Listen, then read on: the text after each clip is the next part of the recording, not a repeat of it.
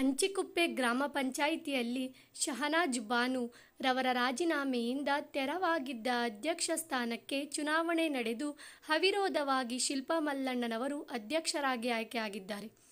ಈ ಸಂದರ್ಭದಲ್ಲಿ ಚುನಾವಣಾ ಅಧಿಕಾರಿಗಳಾದ ಬಿಇಒ ಚಂದ್ರಶೇಖರ್ ರವರು, ಪಂಚಾಯತ್ ಅಭಿವೃದ್ಧಿ ಅಧಿಕಾರಿಗಳಾದ ಅಂಜನ್ ಮೂರ್ತಿಯವರು, ಗ್ರಾಮ ಪಂಚಾಯಿತಿ ಸದಸ್ಯರು ರಂಗನಾಥ್ ಅವರು, ಜಯಣ್ಣನವರು, ಸಿದ್ದಲಿಂಗ ಪ್ರಸಾದ್ ರವರು, ಪರಶಿವಮೂರ್ತಿರವರು, ಇಂದ್ರಮ್ಮ, ಪುಷ್ಪಲತಾ, ಶಿವಕುಮಾರ್, ಶೋಭಾ, ರವಿ ಇನ್ನು ಮುಂತಾದ ಗಣ್ಯರು ಉಪಸ್ಥಿತರಿದ್ದರು.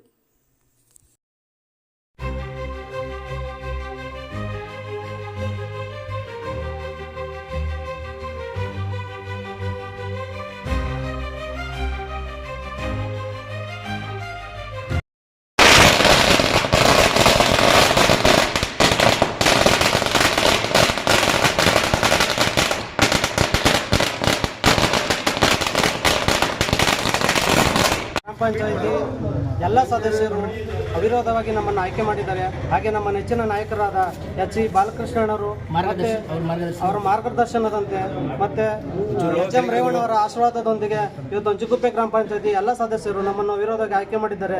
ಅವರಿಗೆ ಚಿರಋಣಿಯಾಗಿರ್ತೇವೆ. ಕಳೆದ 5ನೇ ತಾರೀಕು ಅಧ್ಯಕ್ಷ ಚುನಾವಣೆಗೆ ಸಮಯ ನಿಗದಿಯಾಗಿತ್ತು. ಅವತ್ತು ಎಲ್ಲರೂ ಗೈರಾಜರಾಗಿದ್ರು. ಏನು ಕಾರಣ? ವೈಯಕ್ತಿಕ ಕಾರಣಾಂತರಗಳಿಂದ ಗೈರಾಜರಾಗಿತ್ತು. ಬೆಂಬಲ ಇತ್ತು, ಎಲ್ಲರ ಬೆಂಬಲ ಇತ್ತು. ನಮ್ಮ ವೈಯಕ್ತಿಕ ಕಾರಣದಿಂದಾಗಿ ಗೈರಾಜರಾಗಿತ್ತು. ಬೇಸಿಗೆ ಬರ್ತಾ ಇದೆ, ಬೇಸಿಗೆ ಆದ್ರಿಂದ ನೀರಿನ ಸಮಸ್ಯೆ ಇರೋದೇನೆ. ಹಾಗಾಗಿ ಎಲ್ಲರೂ ಸರ್ವ ಸದಸ್ಯರು ಎಲ್ಲರೂ ಒಕ್ಕೂರಿನಿಂದ ಸಮಸ್ಯೆ ಬಗೆಹರಿಸಿದ್ದಾರೆ.